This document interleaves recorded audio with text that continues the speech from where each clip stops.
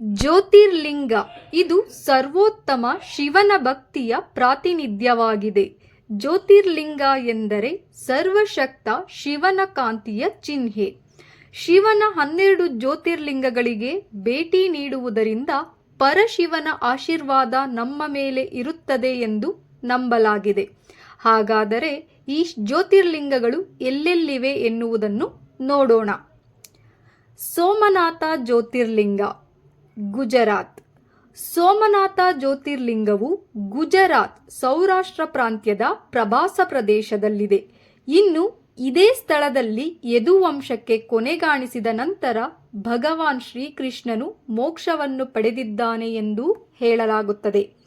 ಜರ ಎಂಬ ಬೇಟೆಗಾರ ಕೃಷ್ಣನ ಪಾದಗಳನ್ನು ಬಾಣಗಳಿಂದ ಚುಚ್ಚಿದ್ದು ಇದೇ ಸ್ಥಳದಲ್ಲಿ ಎನ್ನಲಾಗಿದೆ. ಸೋಮನಾಥ ದೇವಾಲಯವನ್ನು ವಿಶ್ವದ ಅತ್ಯಂತ ಪೂಜ್ಯ ಶಿವ ದೇವಾಲಯಗಳಲ್ಲಿ ಒಂದೆಂದು ಹೇಳಲಾಗುತ್ತದೆ. ಈ ದೇವಾಲಯಕ್ಕೆ ಸಂಬಂಧಿಸಿದ ಹಲವಾರು ದಂತಕಥೆಗಳಿದ್ದು ಅವುಗಳಲ್ಲಿ ಒಂದು ಚಂದ್ರದೇವನ ಕತೆ. ಒಮ್ಮೆ ಚಂದ್ರನು ಒಂದು ಶಾಪದಿಂದಾಗಿ ತನ್ನ ಹೊಳಪು ಮತ್ತು ಕಾಂತಿಯನ್ನು ಕಳೆದುಕೊಂಡಿರುತ್ತಾನೆ. ಶಾಪದಿಂದ ಮುಕ್ತಿ ಪಡೆಯಲು ಚಂದ್ರದೇವನು ಇಲ್ಲಿ ಸ್ನಾನ ಮಾಡಿ ತನ್ನ ಹೊಳಪನ್ನು ಮರಳಿ ಪಡೆದನು. ಅಂದಿನಿಂದ ಇಲ್ಲಿನ ಜ್ಯೋತಿರ್ಲಿಂಗವನ್ನು ಸೋಮನಾಥ ಎಂದು ಕರೆಯಲಾಗುತ್ತದೆ. ಮಲ್ಲಿಕಾರ್ಜುನ ಜ್ಯೋತಿರ್ಲಿಂಗ, ಆಂಧ್ರಪ್ರದೇಶ. ಆಂಧ್ರಪ್ರದೇಶ ಜಿಲ್ಲೆಯ ಕೃಷ್ಣಾ ನದಿಯ ದಡದಲ್ಲಿರುವ ಶ್ರೀಶೈಲ ಪರ್ವತದ ತುದಿಯಲ್ಲಿರುವ ಶಿವನೇ ಶ್ರೀ ಮಲ್ಲಿಕಾರ್ಜುನ. ಮಹಾಭಾರತದಲ್ಲಿ ಉಲ್ಲೇಖಿಸಿರುವ ಪ್ರಕಾರ ಶ್ರೀಶೈಲ ಪರ್ವತದ ಮೇಲೆ ಇರುವ ಮಲ್ಲಿಕಾರ್ಜುನನನ್ನು ಪೂಜಿಸುವುದರಿಂದ ಅಶ್ವಮೇಧ ಯಾಗವನ್ನು ಮಾಡಿದಷ್ಟು ಫಲ ದೊರೆಯುತ್ತದೆ. ಮಹಾಕಾಳೇಶ್ವರ ಜ್ಯೋತಿರ್ಲಿಂಗ, ಉಜ್ಜಯಿನಿ. 3ನೇ ಜ್ಯೋತಿರ್ಲಿಂಗ ಮಹಾಕಾಳೇಶ್ವರ. ಈ ಜ್ಯೋತಿರ್ಲಿಂಗವು ಮಧ್ಯಪ್ರದೇಶದ ಉಜ್ಜಯಿನಿಯಲ್ಲಿದೆ. ಇಲ್ಲಿ ಭಗವಾನ್ ಮಹಾಕಾಳೇಶ್ವರನ ಭವ್ಯವಾದ ಜ್ಯೋತಿರ್ಲಿಂಗವಿದೆ. ಇಲ್ಲಿರುವ ಲಿಂಗವನ್ನು ಸ್ವಯಂಭೂ ಎಂದು ಪರಿಗಣಿಸಲಾಗಿದೆ. ರಾಮೇಶ್ವರ ಜ್ಯೋತಿರ್ಲಿಂಗ, ತಮಿಳುನಾಡು. ರಾಮೇಶ್ವರ ಜ್ಯೋತಿರ್ಲಿಂಗವು ತಮಿಳುನಾಡಿನಲ್ಲಿದೆ. ಶ್ರೀರಾಮನು ಲಂಕಾಸುರನಾದ ರಾವಣನ ಮೇಲೆ ಜಯ ಸಾಧಿಸಿದ ಹಿನ್ನೆಲೆಯೂ ಈ ಸ್ಥಳ ಪುರಾಣದಲ್ಲಿದೆ. ಶ್ರೀರಾಮ ಈ ಸ್ಥಳದಲ್ಲಿ ಶಿವನನ್ನು ಪೂಜಿಸಿದನೆನ್ನುವ ಕಥೆಯಿದೆ. ಕ್ರಿಸ್ತ ಶಕ 12ನೇ ಶತಮಾನದಲ್ಲಿ ಈ ಜ್ಯೋತಿರ್ಲಿಂಗವನ್ನು ನಿರ್ಮಾಣ ಮಾಡಲಾಗಿದೆ ಎನ್ನಲಾಗುತ್ತದೆ. ಇಲ್ಲಿನ ಗರ್ಭಗುಡಿಯೊಳಗಡೆ 2 ಲಿಂಗಗಳಿವೆ. ಒಂದು ರಾಮನು ಮರಳಿನಿಂದ ನಿರ್ಮಿಸಲ್ಪಟ್ಟ ಶಿವಲಿಂಗ ಮತ್ತು ಇನ್ನೊಂದು ಹನುಮಂತನು ಕೈಲಾಸ ಪರ್ವತದಿಂದ ತಂದ ಶಿವಲಿಂಗವಾಗಿದೆ.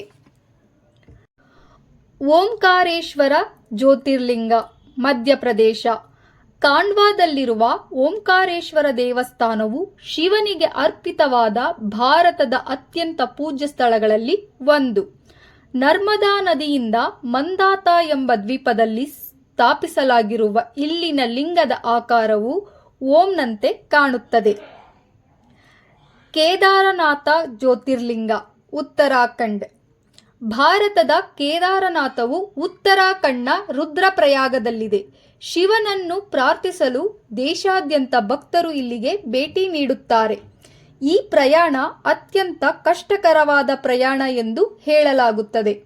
ಹವಾಮಾನ ವೈಪರೀತ್ಯದಿಂದಾಗಿ ವರ್ಷದ 6 ತಿಂಗಳ ಕಾಲ ಈ ಸ್ಥಳವನ್ನು ಮುಚ್ಚಲಾಗುತ್ತದೆ. ಭೀಮಾಶಂಕರ ಜ್ಯೋತಿರ್ಲಿಂಗ, ಮಹಾರಾಷ್ಟ್ರ. ಭೀಮಾಶಂಕರ ದೇವಾಲಯವು ಸಹ್ಯಾದ್ರಿ ಶ್ರೇಣಿಯ ಬೆಟ್ಟಗಳ ಮೇಲೆ ಇದೆ. ಇಲ್ಲಿನ ದೇವಾಲಯವು ಪ್ರಕೃತಿ ರಮಣೀಯ ಸ್ಥಳವಾಗಿದ್ದು ಇದು ಸ್ವರ್ಗವಾಗಿದೆ. ಕೃಷ್ಣಾ ನದಿಯ ಅತಿದೊಡ್ಡ ಉಪನದಿಗಳಲ್ಲಿ ಒಂದಾದ ಭೀಮಾ ನದಿ ಎಂದು ಕರೆಯಲ್ಪಡುವ ನದಿಯು ಇಲ್ಲೇ ಹುಟ್ಟಿದೆ ಎಂದು ಹೇಳಲಾಗುತ್ತದೆ. ವಿಶ್ವನಾಥ ಜ್ಯೋತಿರ್ಲಿಂಗ, ವಾರಣಾಸಿ. ಪವಿತ್ರ ಗಂಗಾ ನದಿಯ ದಡದಲ್ಲಿರುವ ವಿಶ್ವನಾಥ ದೇವಾಲಯವು ಅತ್ಯಂತ ಪವಿತ್ರವಾದ ಜ್ಯೋತಿರ್ಲಿಂಗವೆಂದು ಪರಿಗಣಿಸಲಾಗಿದೆ. ವಿಶ್ವೇಶ್ವರ ಎಂದರೆ ಬ್ರಹ್ಮಾಂಡವನ್ನೇ ಆಳುವವನು ಎಂದರ್ಥ. ತ್ರಯಂಬಕೇಶ್ವರ ಜ್ಯೋತಿರ್ಲಿಂಗ, ಮಹಾರಾಷ್ಟ್ರ. ನಾಸಿಕ್ನ ಗೋದಾವರಿ ನದಿಯ ದಡದಲ್ಲಿರುವ ಶಿವನೇ ತ್ರಯಂಬಕೇಶ್ವರ. ಪ್ರತಿ 12 ವರ್ಷಗಳಿಗೊಮ್ಮೆ ಪವಿತ್ರ ಕುಂಭಮೇಳ ನಡೆಯುವ 4 ನಗರಗಳಲ್ಲಿ ನಾಸಿಕ್ ಕೂಡ ಒಂದು. ದೇವಾಲಯದ ಒಳಗೆ ಕುಸವರ್ತ ಪವಿತ್ರ ಕುಂಡ ಇದೆ. ಇದು ಗೋದಾವರಿ ನದಿಯ ಮೂಲವಾಗಿದ್ದು, ಇದು ಬ್ರಹ್ಮ, ವಿಷ್ಣು ಮತ್ತು ಶಿವನ ತ್ರಿಮೂರ್ತಿಗಳನ್ನು ಸಂಕೇತಿಸುವುದರಿಂದ ವಿಶೇಷ ಸ್ಥಾನವನ್ನು ಹೊಂದಿದೆ. ಗೃಷ್ಣೇಶ್ವರ ಜ್ಯೋತಿರ್ಲಿಂಗ. ಇದು ಮಹಾರಾಷ್ಟ್ರದ ಔರಂಗಾಬಾದ್ ಬಳಿಯ ದೌಲತಾಬಾದ್ನಿಂದ 20 ಕಿಲೋಮೀಟರ್ ದೂರದಲ್ಲಿದೆ. ಗೃಷ್ಣೇಶ್ವರ ಜ್ಯೋತಿರ್ಲಿಂಗವು ಇಲ್ಲಿನ ಸ್ಥಳ ಪ್ರತೀತಿಯಿಂದಲೂ ಜನಪ್ರಿಯವಾಗಿದೆ, ಏಕೆಂದರೆ ಇದು ಪ್ರಸಿದ್ಧ ಪ್ರವಾಸಿ ತಾಣಗಳಾದ ಅಜಂತಾ ಮತ್ತು ಎಲ್ಲೋರ ಗುಹೆಗಳ ಸಮೀಪದಲ್ಲಿದೆ. ವೈದ್ಯನಾಥ ಜ್ಯೋತಿರ್ಲಿಂಗ, ಜಾರ್ಖಂಡ್. ವೈದ್ಯನಾಥ ಜ್ಯೋತಿರ್ಲಿಂಗಧಾಮವು ಜಾರ್ಖಂಡ್ನ ದಿಯೋಘರ್ನಲ್ಲಿದೆ. ಶಿವಪುರಾಣದಲ್ಲಿ ವೈದ್ಯನಾಥೇಶ್ವರ ಸ್ವಾಮಿ ಜ್ಯೋತಿರ್ಲಿಂಗವನ್ನು ರಾವಣ ಕೈಲಾಸದಿಂದ ತಂದನೆಂದು ಪ್ರತೀತಿಯಿದೆ. ನಾಗೇಶ್ವರ ಜ್ಯೋತಿರ್ಲಿಂಗ, ಗುಜರಾತ್. ಗುಜರಾತ್ನ ದ್ವಾರಕಾದಿಂದ 18 ಕಿಲೋಮೀಟರ್ ದೂರದಲ್ಲಿರುವ ನಾಗೇಶ್ವರ ದೇವಸ್ಥಾನವು ಶಿವನಿಗೆ ಅರ್ಪಿತವಾಗಿದೆ. ಈ ದೇವಸ್ಥಾನವು ಶಿವಪುರಾಣದಲ್ಲೂ ತನ್ನ ಉಲ್ಲೇಖವನ್ನು ಕಂಡುಕೊಂಡಿದೆ.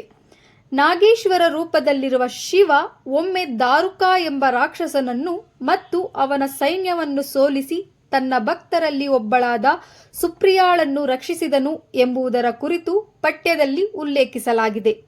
ಅಂದಿನಿಂದ ಈ ದೇವಸ್ಥಾನವನ್ನು ನಾಗೇಶ್ವರ ಎಂದು ಕರೆಯಲಾಗುತ್ತದೆ.